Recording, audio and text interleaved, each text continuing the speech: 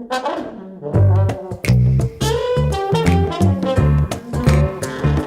hello everyone and welcome to a special edition of the Foundry podcast. This is episode 18. I'm Phil. And I'm Ben. And we'll introduce you to everyone else around the table in a second. We just have a disclaimer first of all. If you hear any chair fart noises, is that one? We might. That's probably going to happen. They're actually not fart noises. Like that. They are There we go. Yeah. So I just thought I'd. It's going to be a highbrow episode. Yeah. So anyway, we're going to go around the table, and basically what we've been doing is we've been working here down in Cornwall, so we're all a bit tired because we've had a very early morning today, except for Will.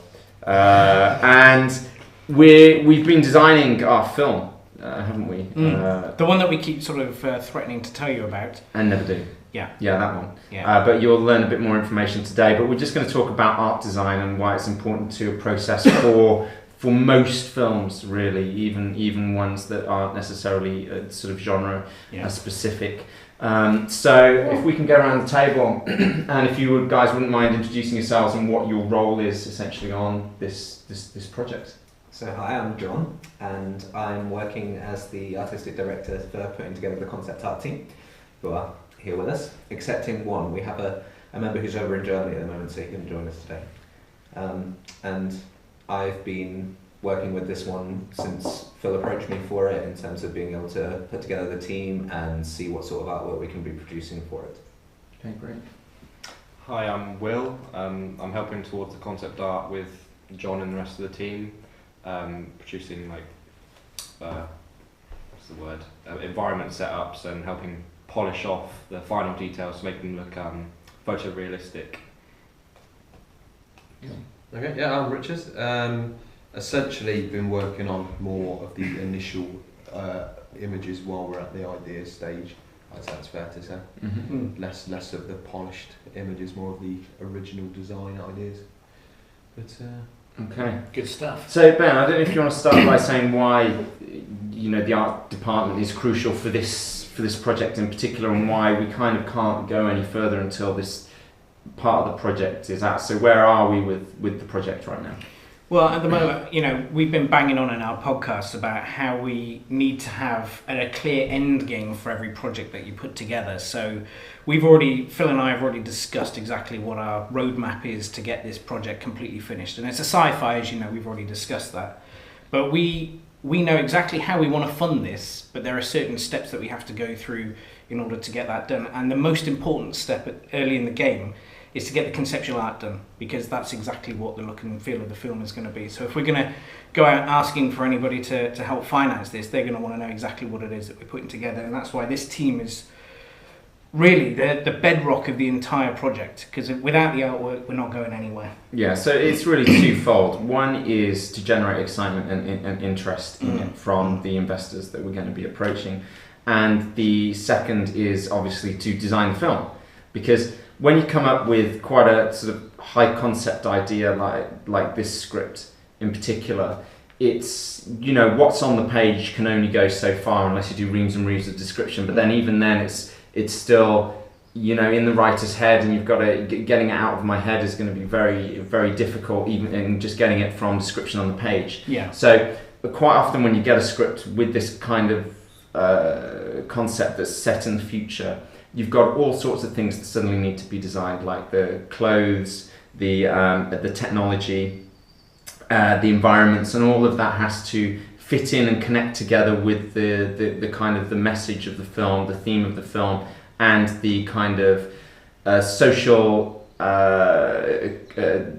society of the film, and the kind of ecology of the film as well, and everything kind of has to fit together. So I think the first proper meeting we had as the design team was really about setting up the world. So this was just a conversation, wasn't it, between me, you, John, and Phil. So do you want to start, just tell us a little bit about what you can remember from that first meeting and what we talked about? So Phil is the German contributor that isn't with us today, and he's more of a futurist, if we want to put it that way. So he's involved in a lot of sci-fi in terms of absorbing the media and liking thinking that way, and I know that me and him think in a very similar way, so we could have a good discourse going.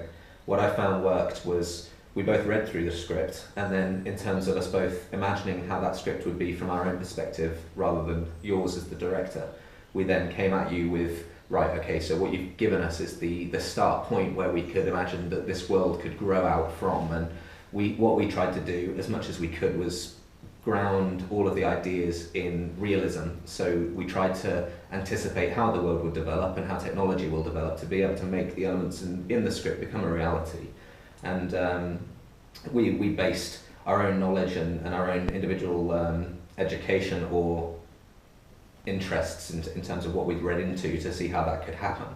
So we met up in a pub in Birmingham, and we pretty much described how we think the world that this film is set in would look, feel, what a day-to-day activity would be like, and what different technologies will influence the way that that world is different to the one that we're in now.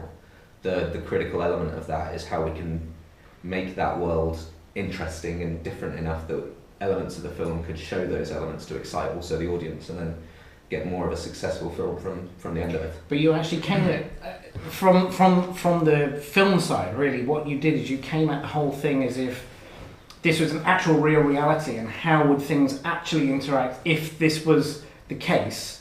How would people interact? So you kind of almost fleshed out an actual universe aside from the film. Similar to me, Phil, the other Phil, wouldn't have been able to get to grips with it if it was completely fantasy, because you've effectively got a blank page where anything could happen, because if you don't have any laws and any rules and any boundaries, then why stop anywhere? Like, it could be anything. So the only way that we could actually get hold of it and make it something that we could both believe in, and then eventually make artwork that represented that, was by giving it clearly defined boundaries. So it was taking the script and expanding that until the whole world could work, and we believed that could work, so that there is a set of rules within there that we can follow, so that it simplifies some of the process, but it also just contains us a little bit. We're not just going completely out there. But it's a good way of, I mean, a lot of good sci-fi to me is the sort of sci-fi that's grounded in some basis of reality.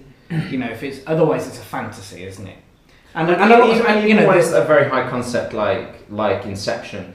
The beautiful thing about that movie is it seems to have rules that all fit together. No matter how preposterous those rules are, but they're believable on some level. You have a reason why these things work, and why the different levels of dream work, and so on and so forth, and everything has a knock-on effect. Everything has to fit together. I think sci-fi, when it's done badly, is just you have things for things. So that's when you go into the more, maybe not badly, but that's when you go into the more B-movie territory, which is still its own thing, because you could argue that Star Wars is a B-movie, or Riddick is a B-movie, because they're like, well, we don't need to understand how propulsion system works. Okay, it just does. Yeah, it just does, and it's all about the action and the adventure. But you get other sci-fi, which is like Conceptual, I guess, which is slightly more cerebral, where you're analysing, well, if this was a reality, how exactly would this work? I mean, in the car, Rich, when we were criticising Elysium and talking a bit about that,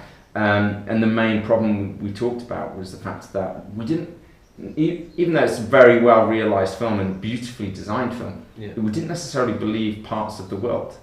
For the actual Elysium. By the space station. Yeah, the space station. The way it had no atmosphere.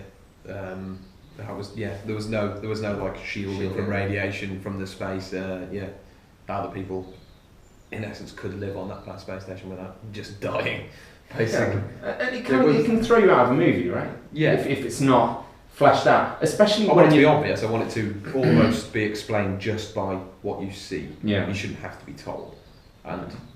And you expect certain things, don't you? I could pretend there's certain things in that world that would make that work, but in no way are they telling me that information. So you have to make it up for yourself. And I think the problem with that is, the reason why I think, from my understanding of why that doesn't work, is because a film like Elysium and District 9, they have their feet in both camps. Yeah. Like, they're B-movie in a sense, because they're still action-adventure, but at the same time they're also social commentary. Yeah. And they're also trying to depict a possible future reality, whereas something like Riddick or Star Wars isn't. It's pure fantasy, boyhood, adventure type thing. So that's where you can forgive it. It's sins essentially, and I think that's where that comes from. That it's like, that world perhaps should have been more realised. Yeah. And that was the thing that when we had that meeting, that first meeting, it really struck me is how deep you guys went.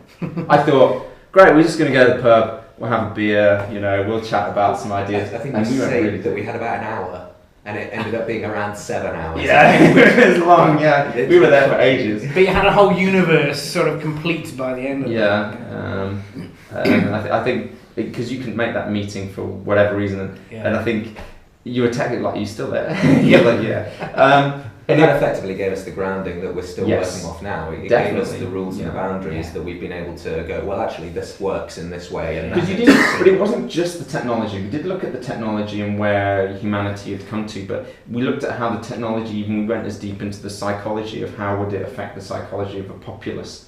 What would it turn them into? Because we talked about the arrogance, class of the divides, human race and all that sort of stuff. Yeah. And which how has been that- essential for how we're now depicting the city that this place is built within, because that's designed for that populace. Yeah. So, which is, I mean, the good thing that I found with this project is that everybody that's involved is approaching sci-fi the way I enjoy sci-fi, which is an element of fantasy about it, but grounded with a basis. So you've got the technology. I want to see that technology working. It's got to have a reason for being there. It can't just be explained away just by looking pretty.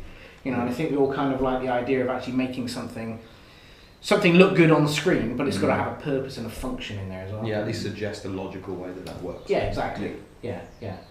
Because your mind will fill certain parts in. I mean, you know it's a sci-fi. You know it's a film that's suspended in disbelief. Yeah, exactly. So you do, like you say, you do fill certain parts of it in with your mind, but it's nice to put those little flourishes in that just sort of bring a bit more realism to the future that we're creating. Definitely. So the next stage then was to actually start designing stuff. Now that we had that world, fleshed out at least to a certain extent, our next meeting was where we brought Rich on board and we started to actually draw stuff. Well, we didn't. Rich did. Yeah, you don't want to see my drawings. Again, Rich, John, can you remember that meeting and what we came away with from that initial meeting? Because that was quite a long meeting as well, wasn't it? Yeah, basically we fleshed out exactly which scenes we wanted to be showing. That was the meeting where we decided, okay, we want X number of images, and those images from the script should show these sequences. Yeah, sort of key sequences from the short film. Which effectively resulted in you sketching them out so that we had the composition of those images on. Yeah, like the exact layouts as how you'd want the camera shot to be, but just in a very rough way that we could then build on. And we all around the table agreed we would talk over the sketches you did and change maybe the layout and the composition. Yeah, bring the shot further back. Yeah, change the angle and the perspective, get it to work until we were happy and comfortable. But what was interesting when we started to sketch those things, the conversations started to happen, which actually changed the fundamentals of the script. Because without wanting to give away the ending, we're still wrestling with one element of it, aren't we? That's very crucial to it, because the design point of view has thrown up a very big problem that we've not necessarily fully solved yet. And I think that problem started at that meeting, didn't it? Because we were like, okay, we need to change the dimensions of this shot vastly, and the design of this shot from the script vastly, because otherwise it won't work on screen. And that meant me going away and rewriting a section of the script, and I had to make changes. And now this is where the design process influences the script, and the whole thing kind of evolves from the group. A growing process rather than something fixed and working from. It's organic now, because when you write a script and you're really happy with it, you think that's it. But as soon as you start to do things practically, you realise, this isn't going to be possible. But again, I think that's a good thing. I think that it gives the project some integrity then, doesn't it? Because things have been thought over. And you're not just seeing an image for the sake of the image. There's an actual point and structure to it that otherwise wouldn't necessarily have been there and made no sense. Yeah, and we've got a very difficult with that kind of section of the film. We've got a very difficult concept to get across to investors and to people who we want to bring on board to the project. So we need to sort these out, and it's great that we're now going just through the process, the answers are slowly coming as we discuss them. So I would say that what's interesting is with an art department is it's not just about drawing stuff and saying, oh, that, you know, looking at costumes, although we do that. It's about becomes almost like a think tank, doesn't it? We're still talking about the world, we're still solving problems and resolving issues. And we'll be at every point of the art until we draw that line in the sand and say this piece is done. All of the pieces within it are still up for, well, okay, is this still right? Is that in the right place? So, and I think that's where, I mean, your involvement, Will, so far has been a little bit sort of scarce, really, in the sense that because you're finishing the product, you know, your final flourish on the images that we're looking for.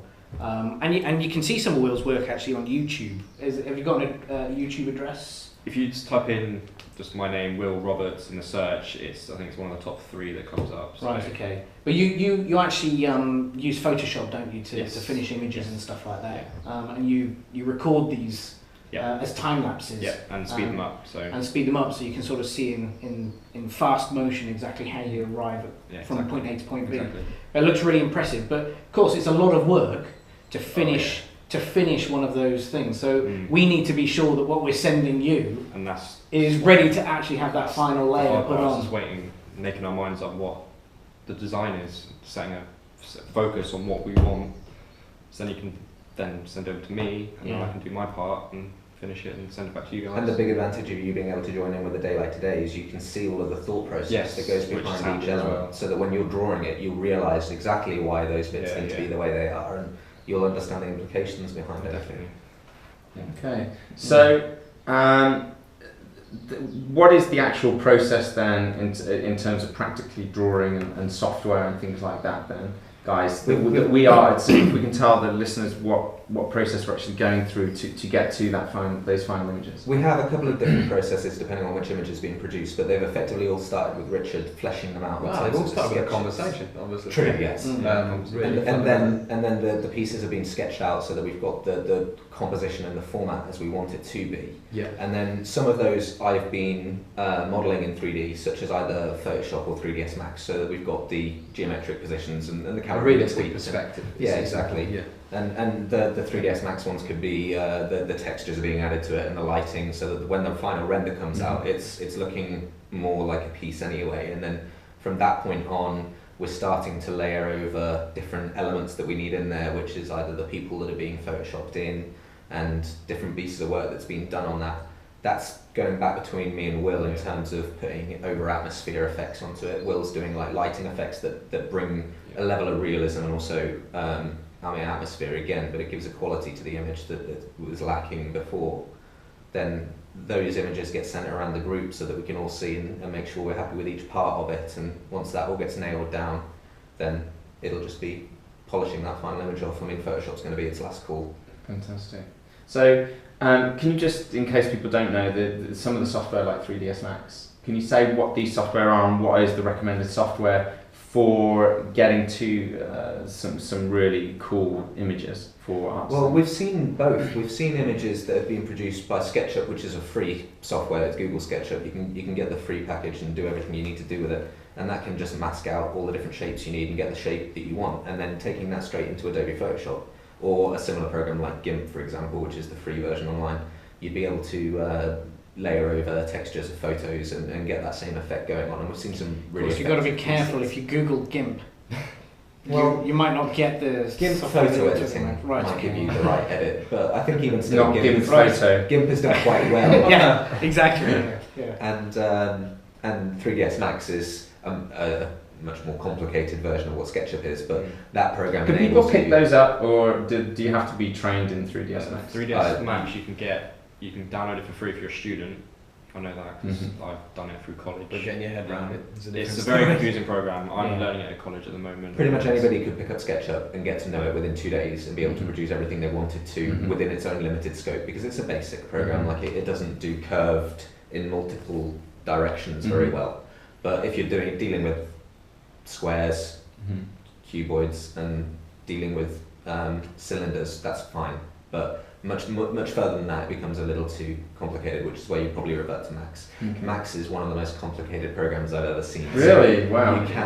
You can pick it up. I wasn't taught how to use it, but I'm not brilliant at it, and you need to spend a lot of time on it. So you would usually find... I assume there are YouTube tutorials and things for it. Of course, yeah, and you have to use them. They're essential, and some are more useful than others. After 5 hours, you can make a sphere. Yeah. It's really good. 5 hours. Wow. But you can fly a camera around it. Yeah.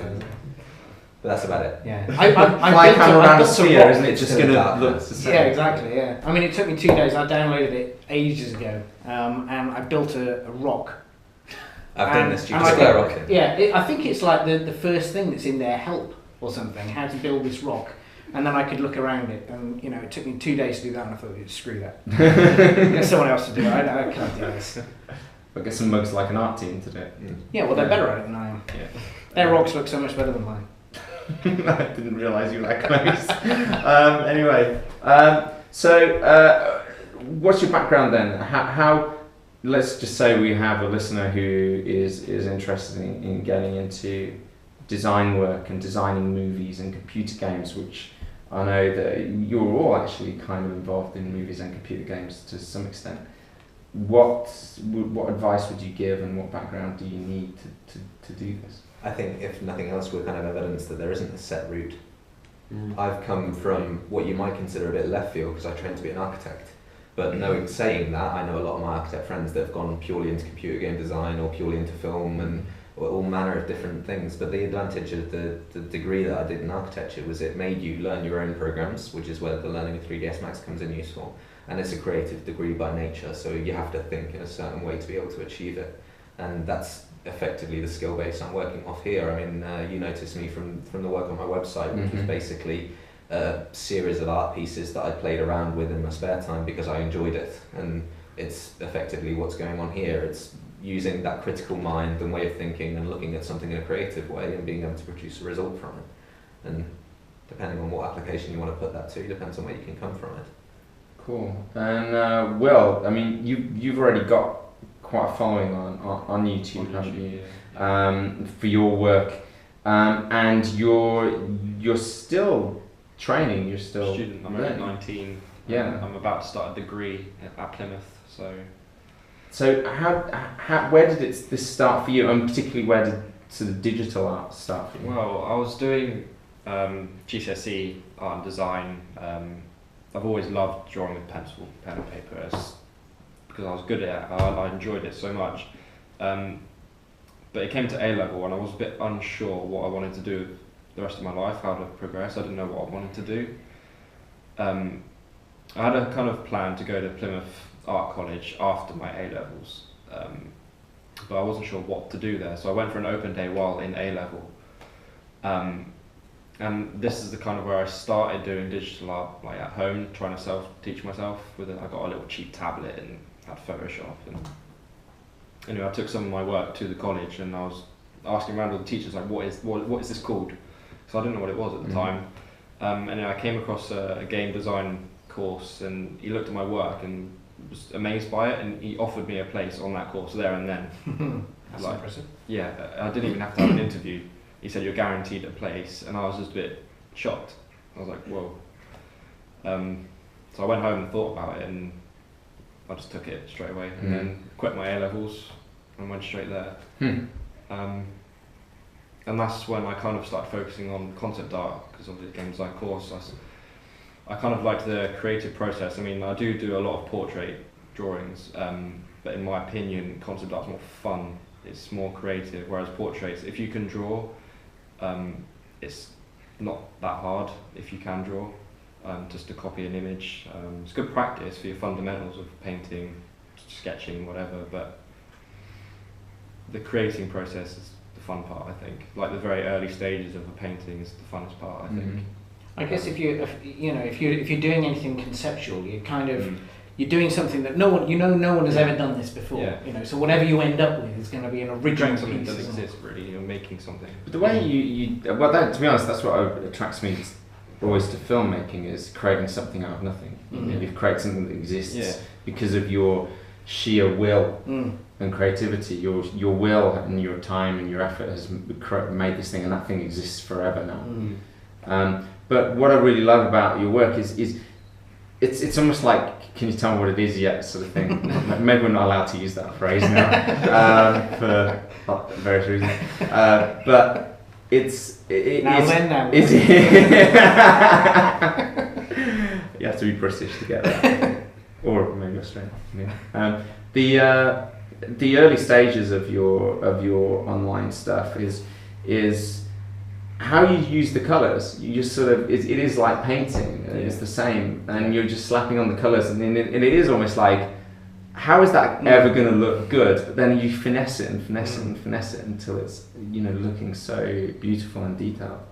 I mean, where did you learn to do that? Is that following tutorials, or is it just intuition? Digital painting, it started off really, really hard, because if you want a decent tutorial, anyway, you have to pay for it. No, you can't learn from watching free stuff. But unfortunately, I watched so much free tutorials on YouTube. Some of them are pretty handy. There's some pretty good channels out there for teaching this kind of stuff, but some of them don't tell you everything because they're teachers, and the students that pay to do that course will feel cheated if they tell you all stuff for free. So, you just have to draw constantly, all the time. Honestly, Keep learning from mistakes. Yeah, exactly. Learning from mistakes. Have you heard? Is it the 10,000 hour rule? Have you heard that? I think that's the rule. Well, that's how long it takes to be good at something. Yeah, that's how long, or that's how long it takes to learn you're actually crap at something and can't do it. But I think it's 10,000 hours, which is you don't become truly good at something until you've done 10,000 hours. So for you, that's drawing every day, for 5 years. The digital side of it was I think learning the program was quite a hard bit of it as well, because I knew nothing of Photoshop before. Did you get frustrated with it? Very. I mean, did you get to the point where you thought, give me a pen and a pencil? When I first got my tablet, obviously you're not looking down at the paper and drawing, you're looking at the screen constantly doing that and moving your hand. It felt really unnatural. Yeah. And I did turn it off a few times and give up. So how long did it take that period to start to get comfortable? About 10,000 hours. Give or take. Is it that long? Years? Or months? I mean, because you already had the skill. Yeah, you already had a few months the skill. Maybe. Yeah, you had the skill already. So. Yeah. To feel confident with looking at a screen constantly, and depends about learning the program as well. Photoshop's a massive program. Yeah. You can even do 3D in it now, and there's just so much all over your screen. You don't know what it does. But once you can now learn that program, it becomes so much easier if you can draw. So what pushed you through the times that you thought, I've had enough of this, I'm just going to give up? Watching videos on YouTube, right? Of speed painting. So inspiration from other people. And I was just kept watching them and think, wow, that looks real. Yeah. It's the same with filmmaking though. I go and watch a Michael Bay film. I want to make one of them. Yeah. Do you? Yes. Really? Maybe with Velociraptors. Oh, okay. So you've made lots of Michael Bay Velociraptor movies. In my mind, I've made hundreds. You know, in Transformers 4, you know what are in it, don't you? Let's just not talk about this. You know what's in it. Don't. Because you know what the subtitle is. I don't want to talk about Transformers 4 at all. Why? Because you're going to rubbish it, and then I'm not going to rubbish Transformers 4. I'm sure this time they really nailed the special effects for it. What is the subtitle? Age of Extinction. Just la la la la la with a big picture of a dinosaur footprint on the cover. Velociraptors. Dino-raptors. Dino-raptors. Yeah. Transformers. Wow, you should be working on this film. Yeah, see? Yeah. Conceptual brain in gear right now. Anyway, let's move away from Ben's brain. So, Rich, how did you start drawing then? What was the crux for you that sort of brought you into this sort of thing? Having reams and reams of paper at my disposal. Just literally like drawing on the back of old pieces of paper that my dad had printed off for work. Just like entire boxes of the stuff just to throw away. And wow. Draw two lines, didn't like it, throw it away. Never even know what you start drawing, just draw a curved line, I'm going to turn that into a face. I don't know. But just doing it loads and loads and loads. Did you also, because I noticed there are certain techniques that people are using, particularly to draw faces and stuff. Did you learn those techniques, or? I think it's kind of evolved as it's gone on. I kind of like to use almost like a manga approach to faces. I just like because there was a tutorial that taught me how to draw a head from that, which was like a circle and add the jawbone and stuff like that, and then where the eyes go. I don't know, it's kind of along those lines, and then you evolve it in your own little way, I guess. But I think I have to, like, if I'm drawing a person, I have to structure out where everything's going to go as like almost like a framework. Because otherwise you end up with like a small body and giant long legs. I don't know, it always ends up going wrong. And then it's like when you step back, you go, oh my god, what was that? How do you get to that point where, because the interesting thing I find about drawing people is you can draw a profile, you can draw side on, but what about when you start getting to sort of, you know, here and around, sort of into a more 3D space? Is that harder to learn? I don't know about you, I kind of imagined the image in a 3D world in the first place. Right. So whereas if you, I will imagine my faces to be completely featureless, and you kind of can add a line to say where's the middle of the face supposed to go, and then you can plan where the rest of the parts Right. Okay. Yeah. That's just my way of doing things. Sometimes it works. Sometimes you have to keep trying, rubbing it out, starting again. And obviously, especially in this project, your role really is sort of, you know, we'll have a meeting like this, and then we'll discuss, right, we need to design, I don't know, a piece of tech to go in this world, and then we'll just start banding ideas around, and you're there just busy, not really saying very much necessarily, but on your iPad sort of drawing and stuff like this. The software that you use on your iPad, what is it? That's Sketchpad. Is that what it's called? Is it? I think it's Sketchpad. I'm trying to think if there's a few letters or numbers that go before it. But I think it's just called Sketchpad. Okay. And it's just well, like we'll put a link to. We'll find it and put a link to. Yeah, we'll put a link to all the different pieces of software. So, I mean, obviously, we know that you use that, and obviously it's quicker to just sketch with your finger whilst we're having these conceptual meetings, just bring an outline to stuff and all the rest of it. But do you actually still prefer using like pencil and paper? No, well, not now, because I find myself trying to zoom in on a piece of paper. Right. Yeah, you sort of pinch and zoom. Yeah, just on a piece of paper, like, it's not working. Yeah. So for both of you then, it doesn't work. Has it replaced? Has this new technology replaced pen and paper for you? Well, do you use it very much? I think for me, it's like what you were saying about getting used to drawing on a tablet. The idea is just like makes me feel dodgy. So I had to. That's the only reason I bought an iPad, is so that I could directly draw onto the screen in a more affordable way than buying the really expensive stuff that actually do that. Because just frankly, I couldn't. But so there we go. That was the seat. Was it? That wasn't the seat. All right. But it's just not. I think the most important thing is to have extra layers. I like to do something a bit sketchy on the bottom, make it a bit neater on the next layer up. Maybe you can then delete the bottom layer. Layers are the safe option. Yeah.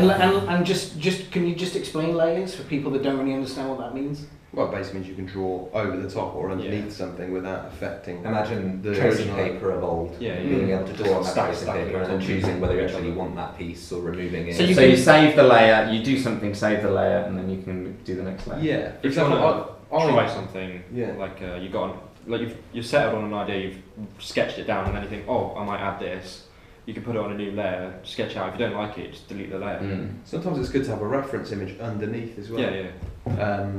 Or, for example, I like to have, if it's more cartoony style, to have an outline layer, which will have the main lines, and then I can colour in on a layer underneath without going over my lines. Depending on what sort of work you're doing, they can call it non-destructive. So if you're doing work that's on layers rather than having everything on the one layer, then you can peel those layers back at points in the future if you didn't like that choice, but you might not have liked that a month down the line. I don't like the colour of that jacket. You can come back to that and alter that without affecting the rest of the image. If you've put everything onto the one layer, you're overwriting whatever was there before, and you're not going to be able to get that back again.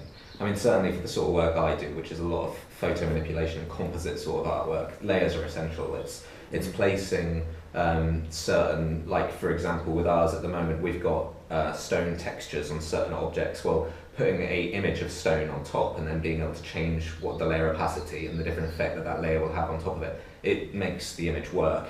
Trying to do that any other way would take a lot longer. So it sounds like certainly for processes like this, it has replaced pen and paper and paint.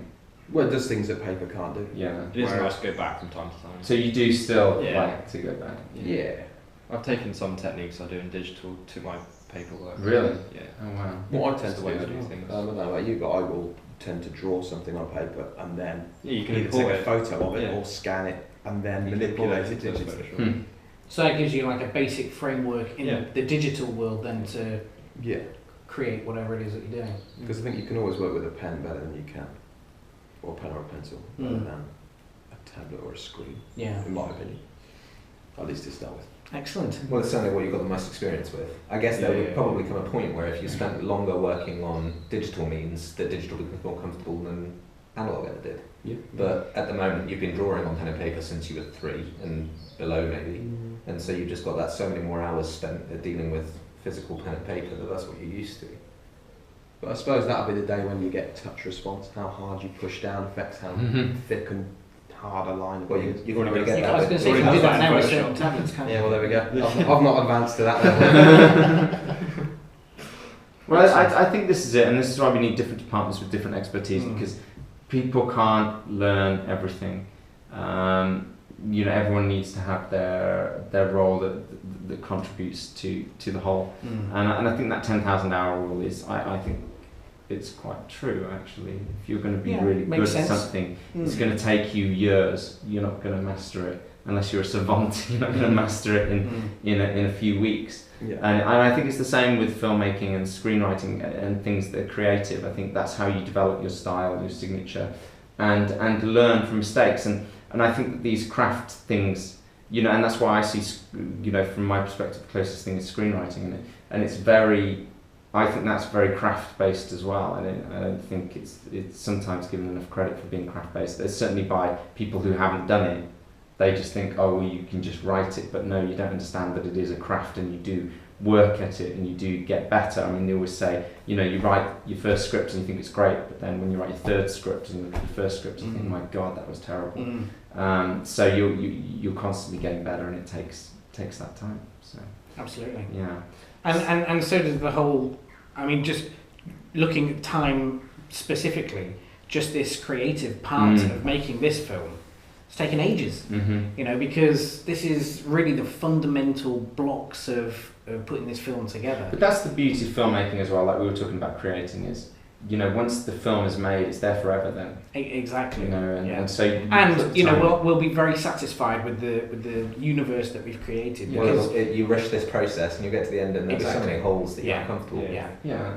and then that exists forever, and it's still going to be, a hell of a lot of heavy lifting after the design Oh, huge processes. amount. Well, the design process won't stop ultimately until we start filming. Even when we start I was filming, gonna say, you even might then. change Yeah. stuff. It's certainly with the amount of effects that are going to be in this, there'll be design changes probably in post as well. Absolutely, yeah. But I think that it's, it just shows it is a completely organic process to mould a film. It's like sculpture. A film is like a sculpture. You're constantly just moulding and moulding and moulding with the script, with the design phase, and then the cast crew will bring other elements. Post-production will change it. And I've done films before to a lesser scale than this, where the end result hasn't been what was originally intended necessarily tonally or visually, but it ends up being much richer, much better, and that's because of the contribution that you get from the rest of the crew. One thing that I'm starting to find though is that we've never done anything that's had this much conceptualization before. But one thing that I'm starting to realise is, how do you know when to finish the conceptual part of stuff? Because otherwise, we could because otherwise we could go on for years, couldn't we? Fleshing out different parts of this. Sooner or later. Phil could. Yeah, exactly. Yeah. So it's you have to get to a point where you think, okay, now we're actually ready to make a film that the audience will accept and enjoy, and there's no holes in it, and that we're ready to go. And it's in effect what we've been trying to do today is nail down as much as we can so that we can move forwards from this point, because otherwise the deadlines are going to continue stretching beyond what's acceptable. Absolutely. So you have a limit of where you think you need to be and what needs to happen to make that work. I think sometimes you need those limits, because otherwise you just go around in circles, don't you? And certainly, if this was a Hollywood production with a studio behind it, you're going to get those deadlines that have to be met anyway. So You know, there comes a point. I mean, if you look at a movie like Avatar, you know, which is going to have so much design all the way through it, there has to come a point where, you know, they have to say, no, that's Neytiri now. We're happy with that. That's the character. We need to change the green to blue, I think. They're clashing with the trees. Yeah, but they can just do that in post. Yeah, just make it That's it. blue. Yeah. Well, it was interesting that I don't know if you saw that video. I think I sent it to you, Ben. The Cameron one. Did you see that? I don't know. There was a James Cameron video. I'll see if I can send it to you. I'll put a link onto the podcast where he's basically, as an interview he did a few weeks ago, and he's talking about life and stuff like that. But he's going through his old concept art for his old film, like Terminator and stuff like that. And he's talked about, and a lot of his ideas came from Dream. He painted his first Terminator when he was like 20, 21. I mean, it's really good, and it looks exactly like it is in the movie. And then he shows an old poster that he did for an aborted movie by Roger Corman, again when he was in his early 20s. And in the corner you can see there's Neytiri, you know, the blue alien on the planet. So it's already in his mind, you know. And this was when he's like, you know, he's like 56, 57 now. And this was like when he was, you know, still really young. And you know, and he's a proper artist. You know, he showed the Abyss picture. You know, the Abyss with the lovely Miss Winslet. You'll remember that. You remember? Not Abyss. I'm saying Titanic. Sorry. Yeah. And Mary Elizabeth Master. Yeah, sorry. He actually drew the drawing that Leonardo DiCaprio is drawing. Oh, that's Titanic again. That's actually sorry. Titanic and the Abyss. Oh come on, they're virtually the same. They've both got water in it. It's actually James Cameron's hand in the shot. Oh, is it really? Yeah. So he's extremely involved in that. Just wanted to spend a bit of time with a naked lady, didn't he? Naked Kate Winslet. Don't we all? Can't argue with that, really, can you? Apart from Phil. What, me? Yeah. Why would I prefer a naked film? Anyway. On that note, anybody want to have a go at a chair fart before we go? No, I can't. Beat that, Ben. Oh, I can't. Go on. No. I've actually... My well's run dry. that wasn't just a fake sound, that was it. Okay, thanks to everyone, thanks guys for all your hard work and for a surprisingly podcast. And hopefully we'll see some of these the efforts from these guys further towards Christmas, because that's the deadline that we've sort of nailed down now today actually. So hopefully by Christmas we'll see some artwork pouring out, and then you can all see what we've been talking about. Okay, so do you guys want to say goodbye to listeners? Not in the same way as you do. So just goodbye. Okay, really. That's a shame. Well, actually, before we say goodbye, what have we got? How can they get in touch with us, Phil? We always forget that bit. They can get in touch with us via email. I'm phil@fictionfoundry.co.uk. And I'm ben@fictionfoundry.co.uk.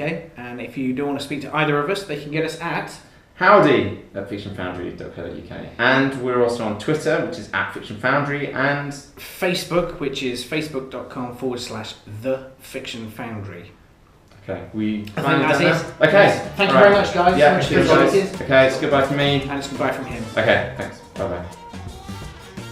That's really cheesy. Why do you continue doing that? I mean, I don't know. First week, It's just. Well, people like it. Yeah. Really? Yeah, that's what they say. It's like the calling. Is this anyone other than your mother, or? No. No, it's just her. No.